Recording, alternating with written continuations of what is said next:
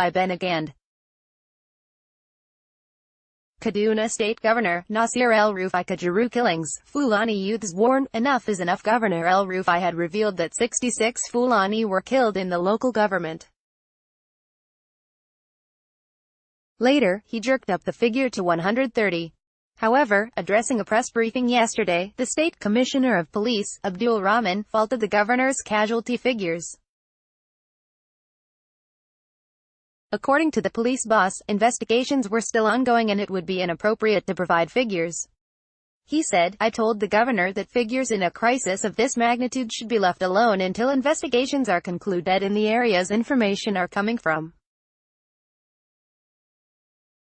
You cannot come up with a figure, otherwise you will quote a particular figure now and quote another later. This is what is happening now. As far as police is concerned, we are investigating and the investigation is still in the embryonic stage. As we speak, my men are still in the bush with humanitarian workers trying to actually find out the true position of things." The crisis occurred in a terrain full of conglomerate of hamlets, which were difficult to access with our vehicles. We are still uncovering areas where nobody had visited. We are now at the stage of crisis management, which is very delicate. That is why nobody should stampede our investigation. If the governor tells you that the casualty figure is 200, he is just quoting figures. It could be more than that or less than that. For example, the place where 36 people were said to have been buried was not in the purview of the security agencies at the commencement of the investigation. We didn't even know that something happened until when the Fulani themselves came out to tell us after we have secured the place in conjunction with the military, that they approached the military to accompany them to their hamlets in order to bury their dead relations. Mix-ups, he continued. There was a mix-up in the assertion by the Fulani that policemen took pictures of the corpses they buried one after another. That very hamlet where they talked about burying 37 corpses was discovered by the military. The terrain was very terrible and we could not even identify areas affected by the crisis between February 10 and 11, when it started. So, no policemen went ahead of the military. It was the military that went there first to assist the native Fulani that were affected to bury their dead relatives.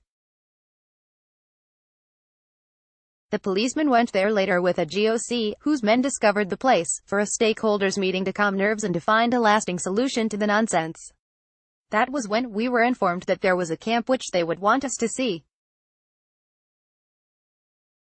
That was when my policemen went there and met some military personnel there, and we also saw the graves. That was the day the police took pictures of the burned hamlets and shallow graves. We were actually perceiving the stench of decomposing corpses oozing out of the place.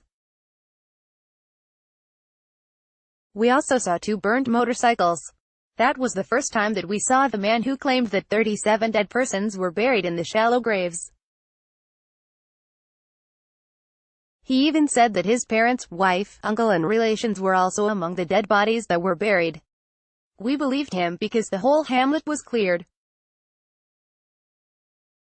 We could only see the carcasses of animals full of maggots. Theories on their operations, he said. We are working on 3 prominent theories.